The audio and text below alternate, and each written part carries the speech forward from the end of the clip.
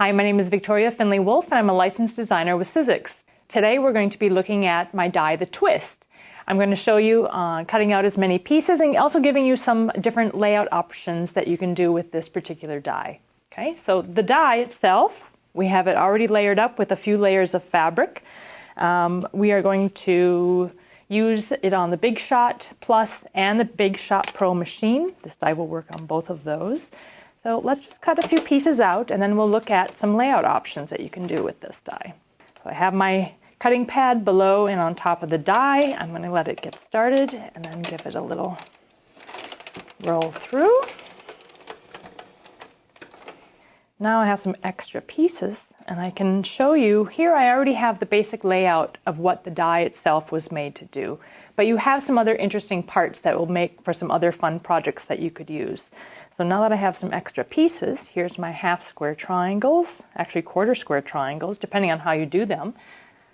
So I could do some half square units with this die. I could also do some quarter square triangles.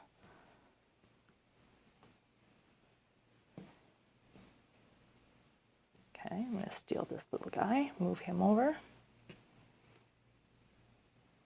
Okay, so those are also some extra options that you could use to play with. But let's go back to the twist die so we can see how we're going to put these sections together. So on the quilt that's hanging behind me, you'll notice that I have two different colors really going on. I'm using yellow as my background fabric, and then I'm using scraps because I find that this is a great die to use for scrap busting. So I'm using two different colors to be able to show the contrast, because after we've sewn the block together, you get this sort of look that the two pieces of fabric are twining together. Okay, so when we're going to sew these guys together, we want to start off with our half square triangles. You'll notice that the pieces are already dog-eared. We have that little extra triangle that hangs off the top, trimmed off, so that you will be able to line up your pieces for ease of construction, really. We're going to start at the point and sew our 1/4 inch seam to the outside. We'll be able to do that on both sides, and then we'll come back and we'll finish the pieces that will go into the middle part for the twist itself.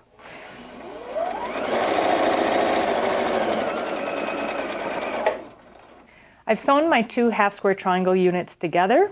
I'm pressing my seam allowances so that they're going to the dark side. And now we're going to sew the two units in the inside together, these two long bars. So I have my orange and my yellow. I find it useful to lay the block out ahead of time when I'm stitching it. Otherwise I'm going to get confused when I pick it up and go to sew it and try to remember where exactly my parts are supposed to go. So looking at the pieces the way they're supposed to lay together, I can flip these right sides together. Again, because these pieces are dog-eared, you'll see how nicely that they line up together. So now I'm able to just sew my 1/4 inch seam and they're going to fit perfect.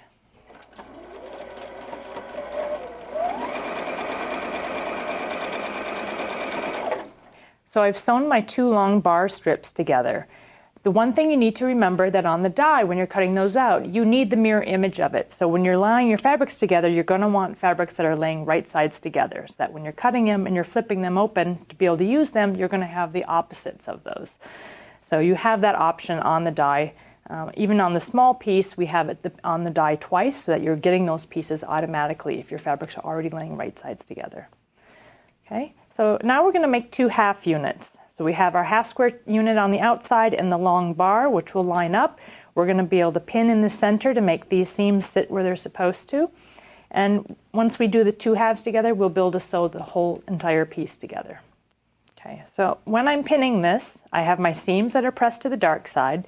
I'm going to pin through at a 1/4 inch. And I do that because I want to make sure that this seam is going to line up perfectly with this seam. Because this seam is at an angle and this line is straight, if I'm pinning it exactly at that 1/4 inch, that's my guide to know that when I'm sewing it and I get to that point, that when I cross at that section, those seams are going to be and land exactly where it needs to be when I open up. Okay, so I'm going to pin directly through the seam on this side. And when we get to the opposite ends, you'll notice that the dog ears already line up with the angle of the fabric that's been cut. So you can pin that, or you can just go ahead and sew because you already know where you're going to start. Once you cross in the middle, then you line up again on the outside, same thing with your angles that are lined up.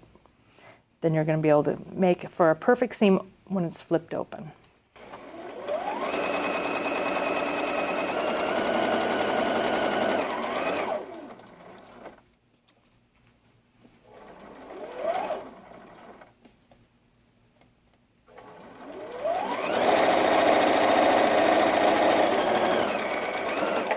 We have our two halves ready to sew the final seam together to complete this block.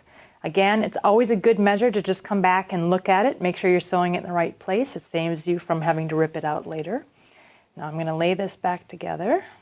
We actually don't really have anything that has to line up at this point. There are no seams that are going to connect.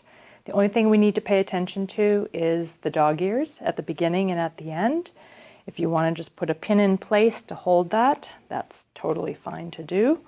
And then we're able to just finish this.